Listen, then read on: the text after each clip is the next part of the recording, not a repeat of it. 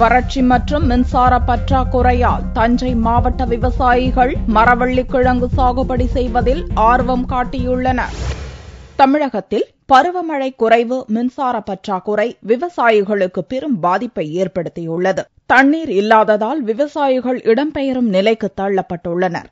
இந்நிலையில் தஞ்சை மாவட்ட விவசாயிகள் வறட்சி தாங்கி வளரும் மரவள்ளிக்கிழங்கை சாகுபடி செய்வதில் ஆர்வம் காட்டி வருகின்றனர். மரவள்ளிக்கிழங்கிற்கு குறைந்த அளவு தண்ணீரே போதும் என்றும் 10 நாட்களுக்கு ஒருமுறை தண்ணீர் பாய்ச்ச வேண்டும் என்றும் விவசாயிகள் தெரிவித்தனர். மேலும் 8 மாதங்களில் கிழங்கு அறுவடை செய்யலாம்.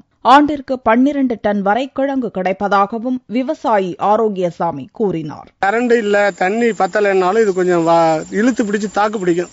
அதனால மிகுந்த நஷ்டம் வந்துடாது. அதனாலதான் நாங்க இப்ப கரும்பை விட்டு மரவள்ளி குச்சி சாகுபடி போயிருக்கோம். இதுக்கு காரணம் கரண்ட் பற்றாக்குறையும் தண்ணீர் பற்றாக்குறையும் தான் காரணம். சேமியா, ஜவ்வரிசி, சோப்பு போன்றவை மரவள்ளிக்கிழங்கு மூலம் தயாரிக்கப்படுவதால் அதன் தேவையும் அதிகரித்துள்ளது.